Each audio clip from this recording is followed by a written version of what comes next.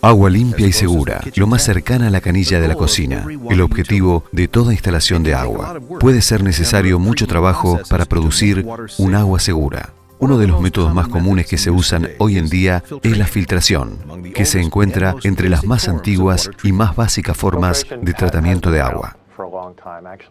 En realidad, ya los antiguos egipcios y otras culturas descubrieron que si hacían pasar agua a través de arena, esta parecía tener un mejor sabor. Se removían las partículas y el agua mejoraba. Ellos no entendían la teoría bacteriana en ese entonces, pero lo que sí sabían era que habían conseguido una mejora.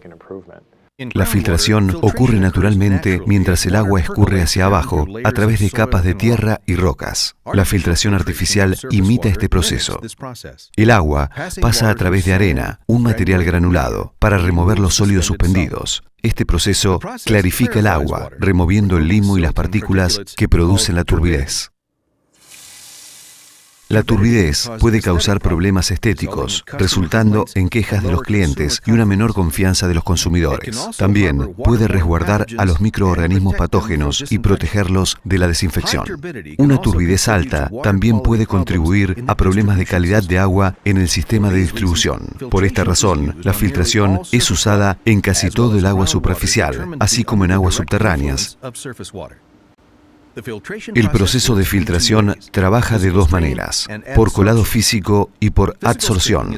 El colado físico es un proceso mecánico en el cual las partículas son atrapadas en los espacios entre las partículas del filtro. La adsorción es un proceso químico donde partículas pequeñas se adhieren a granos individuales del medio filtrante o de material depositado previamente. Es a veces ayudada por el uso de coagulantes químicos como el sulfato de aluminio y por ayudantes de filtración como polímeros. Cuando las partículas están químicamente tratadas o desestabilizadas, se vuelven pegajosas y se adhieren al medio o se adhieren a otras partículas que llamamos flóculos. Y el proceso principal es remover los patógenos del agua de bebida. La filtración puede ser usada como parte del tratamiento convencional o en un proceso llamado filtración directa. En la secuencia del tratamiento convencional, la filtración usualmente ocurre luego de la coagulación, de la floculación y de la sedimentación. Esta remueve los flóculos remanentes y partículas más pequeñas que no han podido ser removidas por sedimentación. La filtración directa se usa luego de la coagulación. Este proceso reduce el número de barreras para remover patógenos y resulta en una mayor carga en el filtro. La filtración directa es solamente recomendada para agua subterránea y para aguas superficiales con turbidez baja. La filtración directa puede ser un buen proceso, pero requiere que el agua no sea cristalina, que la turbidez sea consistentemente baja para poder aplicar esta tecnología. La filtración directa es más efectiva cuando ocurre inmediatamente luego de que se agreguen coagulantes químicos. Entonces, son requeridos tiempos y monitoreos constantes y adecuados. El tipo de filtración usada depende de la calidad de la fuente de agua, la demanda del sistema y los tipos de contaminantes que necesitan ser removidos. Esperamos que la planta haya sido diseñada teniendo en cuenta la fuente de agua. Entonces, no va a haber una planta en el Mississippi que sea similar a una planta en el lago Tahoe. A menos eso espero. Son dos fuentes de agua muy distintas. El tipo de filtración más común usado en los establecimientos de agua es la filtración por gravedad.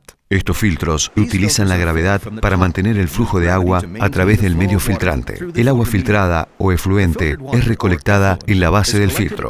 Los filtros de gravedad pueden usar distintos tipos de medio y se clasifican como lentos de arena, rápidos de arena, de alta velocidad, lecho profundo monomedio.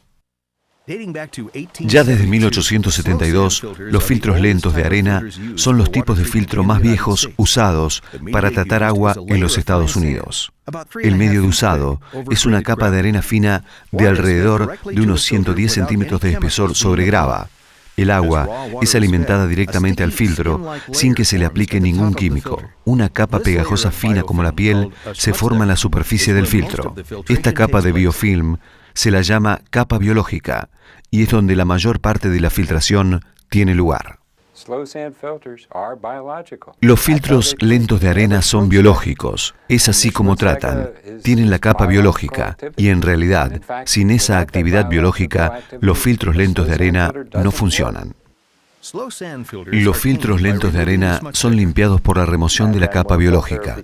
Y luego, cuando el filtro se ensucia básicamente, hay que remover la capa superficial de arena manualmente, con una pala u otro tipo de elemento para raspar. El filtro puede ser reacondicionado mediante filtración y eliminación del filtrado hasta que la nueva capa biológica se forme. Y porque esto puede tomar hasta 2 días, los sistemas con filtro lento de arena requieren almacenamiento extra de agua filtrada o filtros múltiples. Los filtros lentos de arena se tapan fácilmente y no se recomiendan para ser usados con turbidades de más de 10 NTU. También filtran a velocidades bajas y requieren de una instalación grande. Para una capacidad de 160 metros cúbicos hora, se requiere hasta 4.000 metros cuadrados de manto de filtro. Sin embargo, los filtros lentos de arena tienen costos bajos de construcción, operación y mantenimiento, y pueden ser operados con poca tecnología o instrumentación, haciendo de ellos una buena solución para sistemas chicos.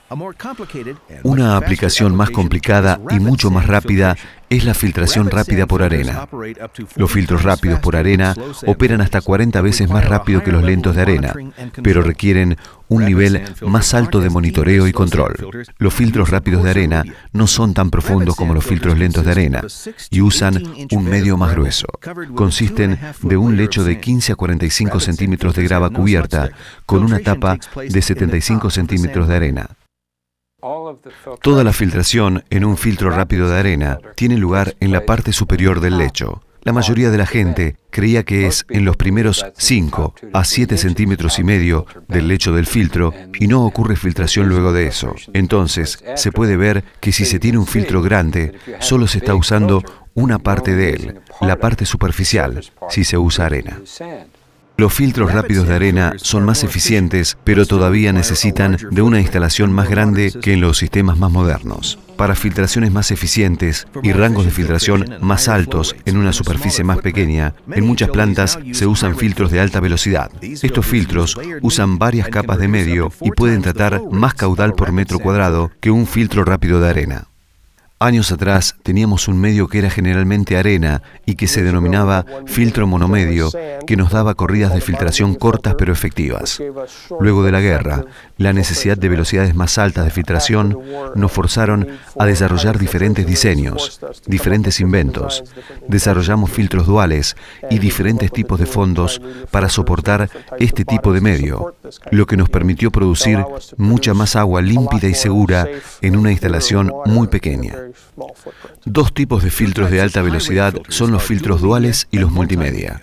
Los filtros duales consisten en un lecho de arena cubierto con una capa de antracita granulada. Los filtros multimedia son similares a los duales, pero usan 3 o más tipos de material. La configuración más común es una capa de granate en el fondo, arena silicia en el medio y antracita arriba. Tanto en los filtros duales como en los multimedio, los diferentes tipos de medio forman capas uno sobre otro. Generalmente, cuanto más grandes son las partículas, más abajo está localizado ese medio en el filtro. La grava que forma la base de la mayoría de los filtros se encuentra en la parte más baja, porque es más grande y pesada que la arena que se encuentra encima. Y cuanto más alto se va en el filtro, más pequeñas van siendo las partículas con excepción de la antracita, que es encontrada en la parte superior. La razón por la que somos capaces de mantener la antracita arriba de la arena es que el peso específico de la antracita es apenas la mitad del de la arena. La antracita tiene un rango de peso por volumen o peso específico más bajo, entonces flota por encima de las partículas de arena más pequeñas pero más densas. Algo de mezclado ocurre en la interfase, pero los diferentes tipos de medio se mantienen en general estratificados. La capa gruesa de arriba remueve la mayoría de las partículas suspendidas. Lo que pasa es removido por las capas más profundas de medio. El resultado es que se usa más profundidad de filtro para remoción de partículas, resultando en carreras más largas, velocidades más altas y una pérdida de carga que se va presentando más lentamente. Las plantas pueden ser más pequeñas y la calidad del agua que sale del filtro es mucho mejor porque se tienen dos barreras. Tengo primero la antracita y luego también tengo la arena, como una barrera secundaria, y se puede producir un agua de calidad superior en un establecimiento más chico o en un filtro más chico. Los mediofiltrantes son elegidos en base a la calidad del agua cruda y a los tipos de pretratamientos químicos usados. Esto significa que los filtros pueden ser hechos a medida para aplicaciones específicas, permitiendo velocidades más altas y a la vez un tratamiento más efectivo. Otro filtro de alta velocidad es el filtro de lecho profundo monomedio. Estos filtros usan un solo medio, en general antracita o arena, en una capa de entre 120 y 180 centímetros de profundidad. Los filtros monomedio pueden operarse con altas velocidades y pueden usarse para filtración directa.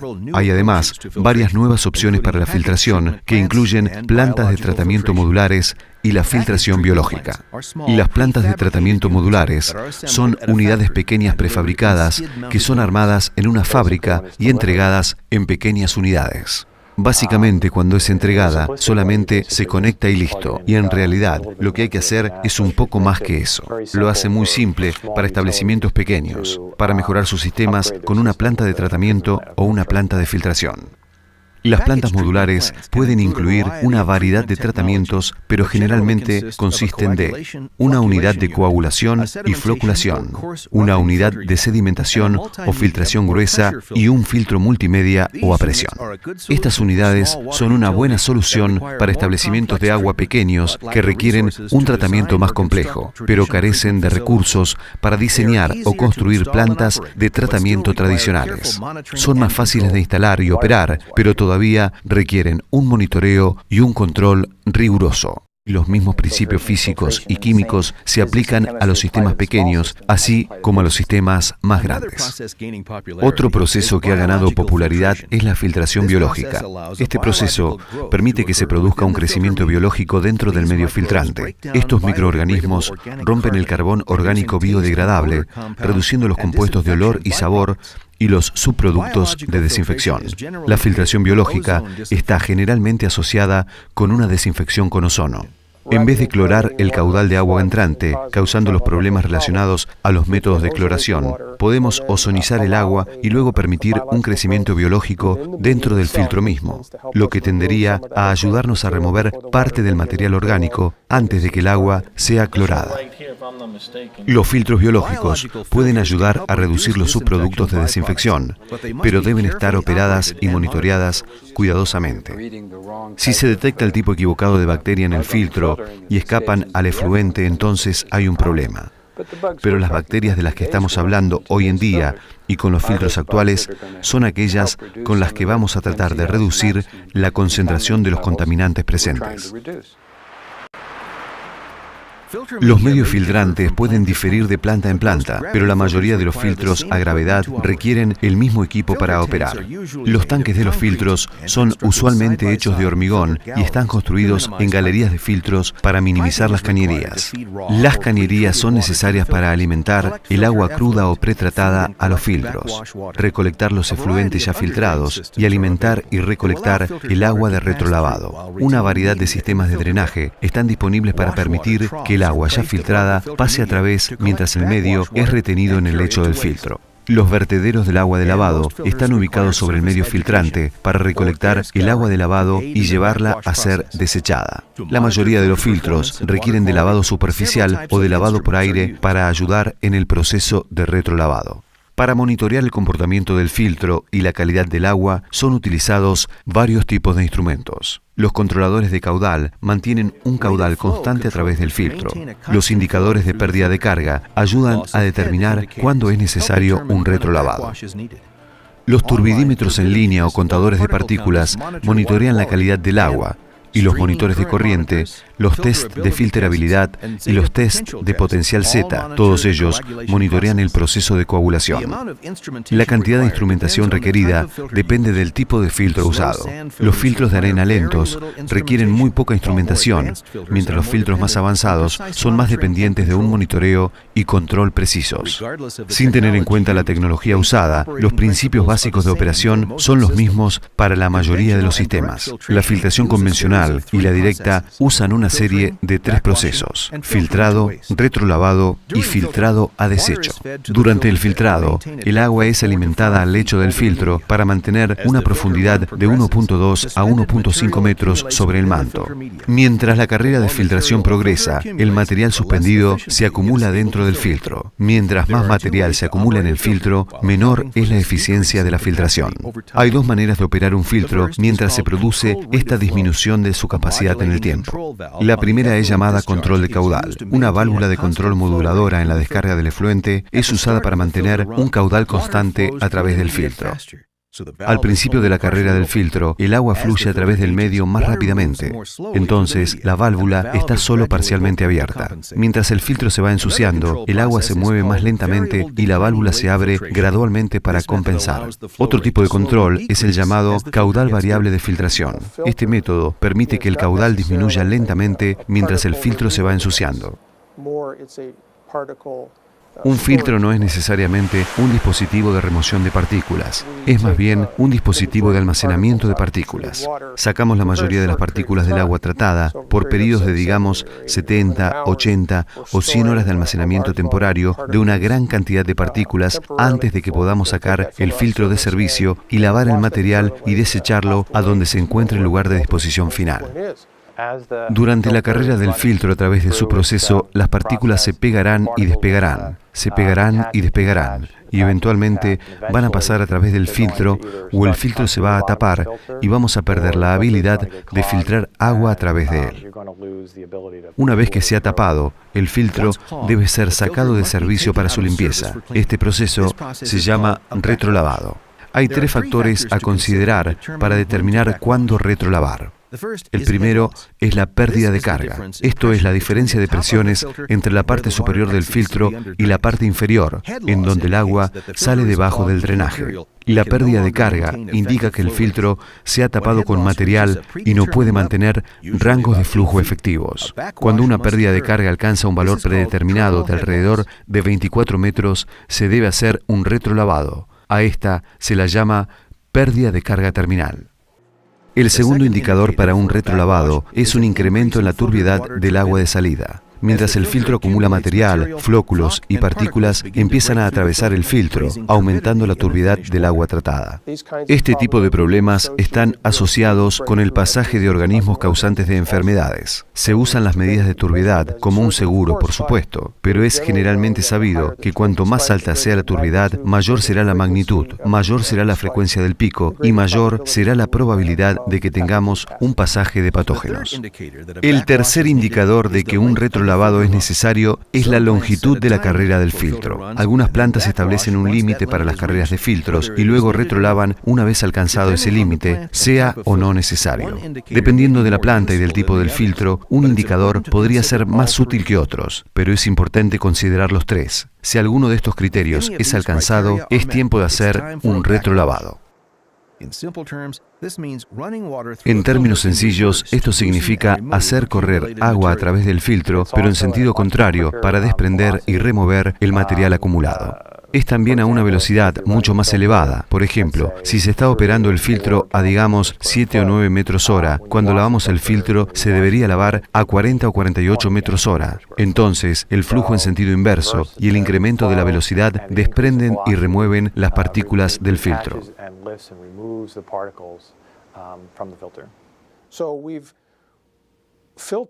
Entonces, hemos filtrado miles de metros cúbicos de agua a través de un filtro de tamaño estándar en un periodo de varios días, y ahora lo que queremos es lavar todo ese material en el término de minutos. Para empezar el retrolavado, el filtro es drenado para alrededor de 15 centímetros de la superficie del medio y los lavadores de superficie son prendidos por 1 o 2 minutos. Esto ayuda a romper cualquier capa superficial de material filtrante. El lavado con aire es a veces usado en lugar de los sistemas de limpieza superficial para una más completa agitación del medio. El aire es suplementado desde el fondo del filtro al principio del ciclo de lavado, antes de que el agua de lavado llegue a los vertedores. Luego, la válvula de retrolavado es parcialmente abierta fuerza para expandir el lecho. Esto produce una frotación de la porción superior del medio que tiene la mayor acumulación del material filtrado.